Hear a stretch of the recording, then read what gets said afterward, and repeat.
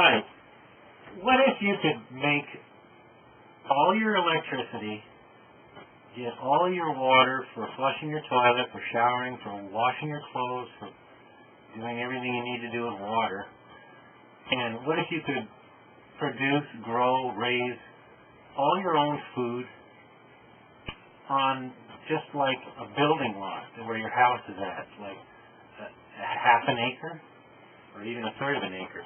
And those people that did it in Southern California. They have a fifth of an acre, and they're like getting like, you know, a good portion of their food is coming from that land. What I'm envisioning is being like self-sufficient enough to where everything, pretty much like all your food, you raise chickens, grow like tilapia and rabbits, and like have a greenhouse and grow all your own vegetables and inside the greenhouse, and have an orchard or have fruit trees. And that's kind of, I really wanted to do that. You know, I've seen this guy, and he had a huge greenhouse, and it had like these water, like these tanks of water, and he grew tilapia, and he used the water circulated through you know, beds that he was growing his vegetables out of. And it was really neat, you know, and I thought, wow, this guy's smart, you know. I'll put a link in the sidebar. And I'm just, you know, thinking, why not be that way? Why not make everything you need on your own, as much as you can, as far as like food, grow your own food as much as you can, raise animals that you can eat, if it's chickens, or raise them for eggs, or, you know, and have like a goat, you know, or, you know, do something that's like, and help yourself, you know. I mean, I'm trying to get like all the water I can that falls on my roof. I want to catch it and hold it. I don't want it to just go away because I need it. I use it, you know. Why not? It's free, and, you know, it's just a little bit of work to set it up. And I would just really like to get like another tank. I'd like to get a big poly tank that's like, you know, like 9,000 gallons. And what I'd like to do is like dig a hole about like 4 feet deep, and then put the tank in the middle of the hole and cover it up along the sides, and have like and build like a deck all the way around it, have a ladder go up, have a diving board, and take that big polyplastic tank and cut the top off and have it open, and just be able to like dive in there and go swimming, and use that and use it for like holding rainwater too. That's really what I want to do.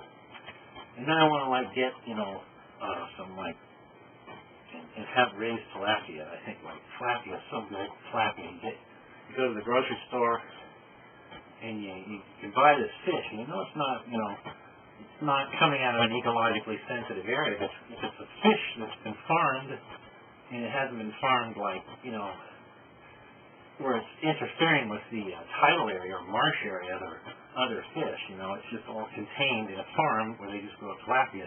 That's, you know, that's a decent way to have it. That's a sustainable way to eat if you're going to eat meat, or eggs, you know, raise chickens for eggs, you know. I eat meat once in a while, not too often. Mostly I'm a vegetarian. I like cheese, so that's my weakness, is eating cheese. I have eggs once in a while, but mostly it's you know, salads and fruits, you know, and nuts and corn and rice and beans and squash and potatoes and a lot of salads and nuts, you know, seeds, and like greens, you know, a lot of like leafy greens. I think the better reason to be that way, to be a vegan, is because of health more than anything else. I mean, the second most thing I think is the cruelty and suffering that animals do have to suffer. That's probably the worst of it. And then it's environmental after that. That's in that order. For me personally, I'm not, you know, but I'd say if you can raise your own food or raise your food, grow your own food, and you can get your water and your power right from where your property is at. That's pretty good. Plus, if you can walk to your work, you don't drive, that's good too. Anyhow, that's pretty much where I'm coming from. And I'd like to, have by the time I retire, 15 years, and I can eventually pay off the house. So I'm just paying property taxes while I'm old. That I'll have a greenhouse. I'll finally have the greenhouse up, and I'll be doing my starters, and I'll do a lot of tomatoes and cucumbers and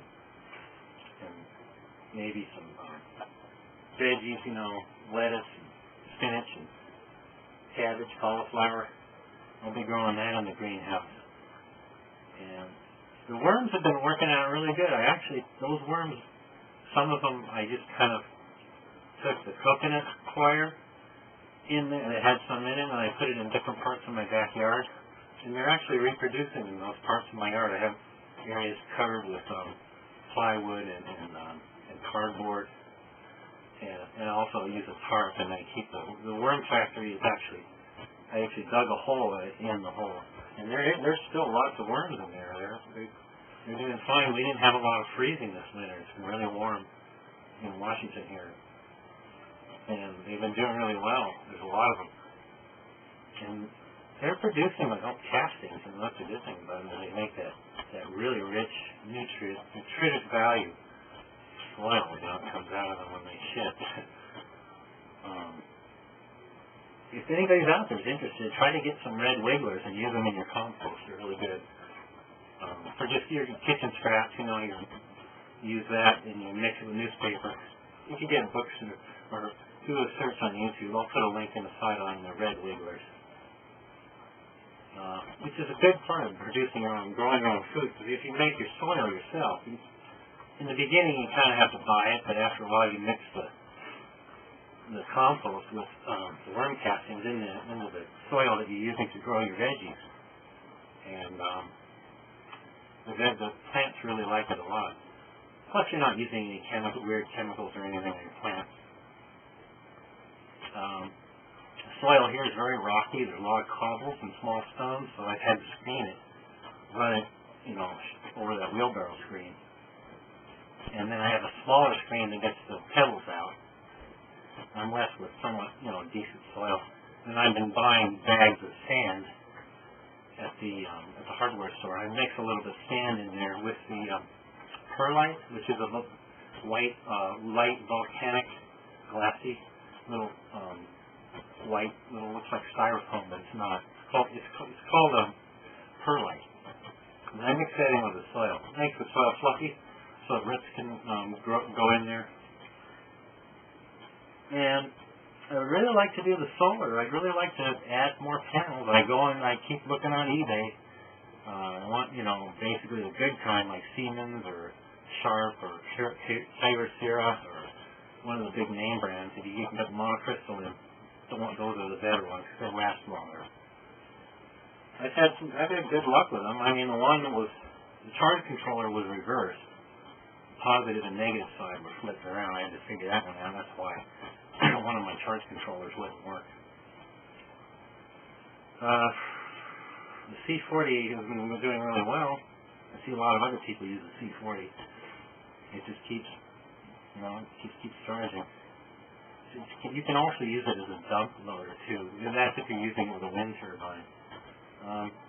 I wanted to know if anybody out there is using the C40 as just a dump loader off their battery bank. I'd be interested in that. You can you just type in a comment. And if anybody wants to comment, feel free to comment. Whatever you want to say about, any of the other videos that I put up. One of them is on the quitting smoking. It's kind of a different thing off of my usual water, power, and food theme, which I originally started out with trying to just focus the